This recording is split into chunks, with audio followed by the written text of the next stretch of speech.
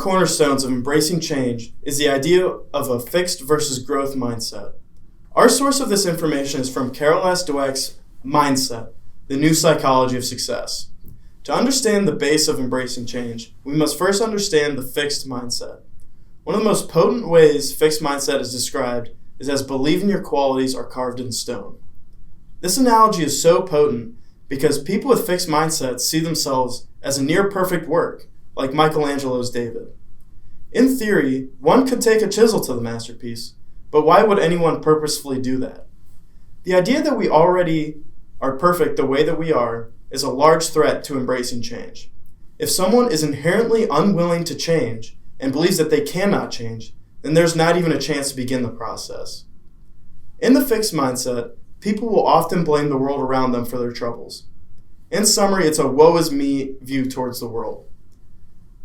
An example that I'm sure we can all relate to is getting worse feedback than we wanted on any type of evaluation. In these situations, honestly, it is so easy to blame outside factors, such as that person doesn't know what he's talking about, or I underperformed due to other events of that given day. Think of the last time you were criticized or fell short of your goals. How did you react? Did you blame other factors? Also, think about the validity of this next statement.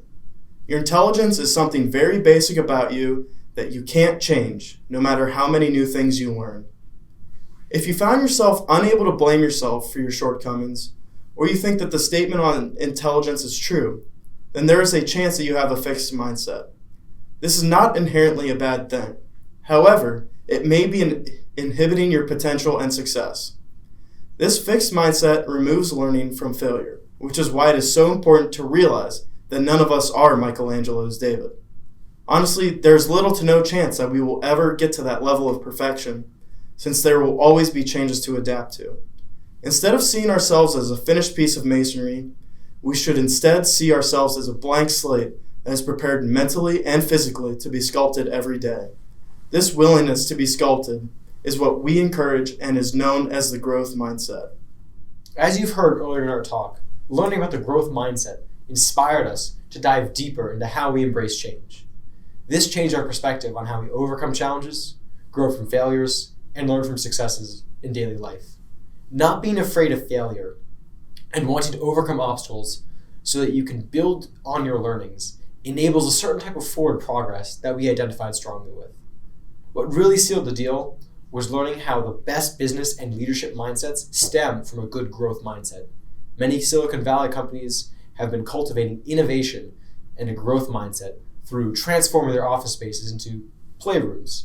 Industry giants such as Google incorporate this idea of workshop communities within their facilities so that employees have creative outlets and can work together. These facilities enable people to become aware of how they think and how they can change for their own betterment. This new growth mindset that companies adopt gives them and their employees an edge in competition. This same mentality is seen in many different sectors of education. As students, certain aspects of growth mindset hit home really hard. Instead of making failures out of students' mistakes, these should be seen as opportunities to grow. At the end of the day, teachers are to students how leaders are to their teams. Everybody can be aware of their inherent mindsets and how to shape themselves with a growth mindset. The next topic we're going to talk about is positive intelligence. Positive intelligence is the factor that measures your achievement. Each person's sum total of their skills and knowledge is multiplied by their positive intelligence, or PQ. If your PQ is low, you could be incredibly talented, yet achieve little just because of how much your own mind is working against you. Now, let's explore just what it means when we say your mind is working against you. Whenever you have doubts about your potential or question yourself, your mind is sabotaging your success. Thus, all the ways your mind works against you are defined as saboteurs. Saboteurs affect how you view and react to unexpected or difficult challenges and are the ways you self-sabotage. The judge finds fault with yourself, others, and conditions and circumstances. You might call the judge the king of saboteurs. Its main goal is to cause self-doubt, and all other saboteurs are based on the judge. It provides the foundation for how low positive intelligence can affect you. For example, it's that feeling of doubt in your head that starts as a seed that can grow into dominating your worldview.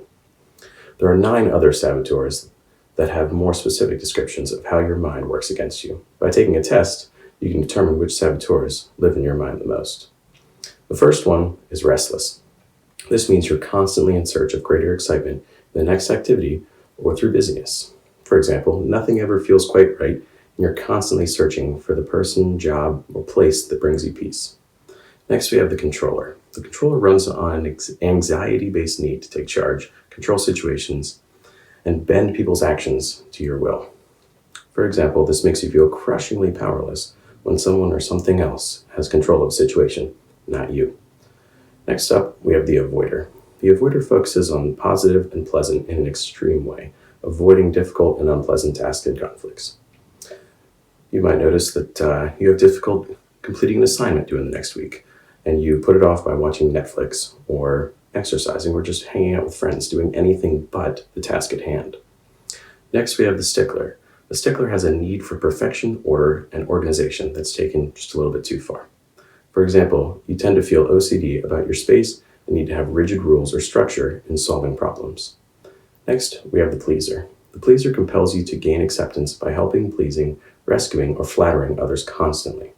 For example, you always feel a need to fit in and may change how you act in different groups. This can lead to a lack of self-confidence, though.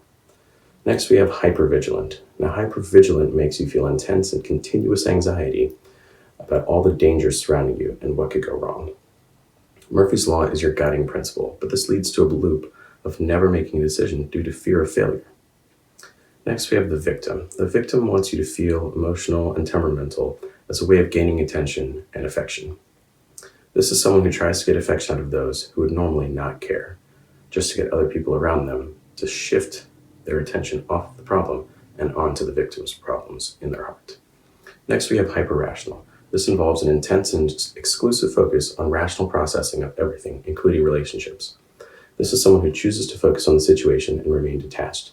They limit their depth of relationships and their grasp of the problem around them. Next is the hyperachiever. They are dependent on constant performance and achievement for self-respect and self-validation. They're highly focused on external successes, leading to unsustainable workaholic tendencies and a loss of touch with their deeper emotional and relationship needs. For example, this is someone who puts their successes ahead of not only others, but themselves. And that concludes our talk on saboteurs.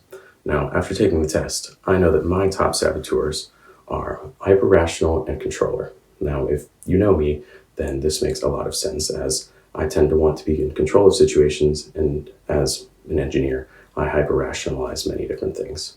Now, you might ask, how do we rid ourselves of these saboteurs? Unfortunately, we can't. Believe it or not, everyone has some form of all 10 of these saboteurs living in their mind, especially the judge. However, we can minimize their control of our lives and raise our PQ by flexing our PQ brain muscles and using the power of someone else living upstairs, our sage. The sage is the opposite of saboteurs and sees challenges or obstacles as gifts or opportunities. Just as there are many saboteurs, the sage has a few ways to combat them. First, visualize the child, or empathize. Saboteurs are not visible in children. The sage is the only thing visible. Pretend you are a child in a happy situation in order to build your caring and empathy. Next, be the fascinated anthropologist or explorer. View things exactly as they are and ask, why exactly is someone thinking that way? The next strategy is to say yes and, or innovate. After each idea you hear, say yes. What I love is, and we could also do blank. This way, every idea is appreciated even if there is room for improvement. Up next, we have flash forward or navigate. This strategy involves a fork in the road. Imagine you are towards the end of your life or project and ask, what decision do I wish I had made up to this point? In a group setting, ask, how do we wish we conducted ourselves at this point? Lastly, preempt the saboteurs or activate. Imagine you are each saboteur and purge their thoughts or plans from your mind. This way, you can discredit the saboteur before it can take control. The best way to strengthen that sage and flex your PQ brain muscles is to be aware of when the saboteurs are active. Whenever you feel doubt or any of the other ways that the saboteurs block our achievement, take a break or PQ rep, like weightlifting. For 10 seconds, take a step back and calm down. Once you realize the saboteurs are hindering you, it's easy for the sage to step in and get you back on track. There are three main aspects to your positive intelligence. They are your saboteurs, your sage, and your PQ brain muscles. Luckily for memory's sake, each saboteur has a name that succinctly sums up what it does. there's the judge, a mindset which always finds faults in yourself, others, and the circumstances around you. The restless, the hyperachiever, the stickler, and the controller all try to get work done in a focused yet unhealthy manner. The avoider and the pleaser both try to make the group feel pleasant and positive, while ending up being a detriment to group's progress. The victim makes you feel emotional and temperamental in an attempt to gain attention and affection.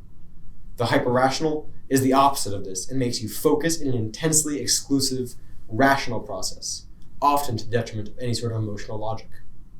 And finally, the hypervigilant makes you dependent on constant performance for self-respect at the cost of everything else. We each have these same 10 saboteurs. Some of us are affected more strongly than others are by certain ones. I myself happen to have the pleaser and the victim as my main saboteurs and internal antagonists. Yet understanding these personal saboteurs allows for the recognition of when they start to work.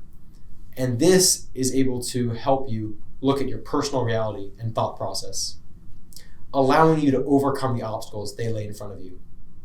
The sage is the opposite of a saboteur and is your greatest ally in fighting them.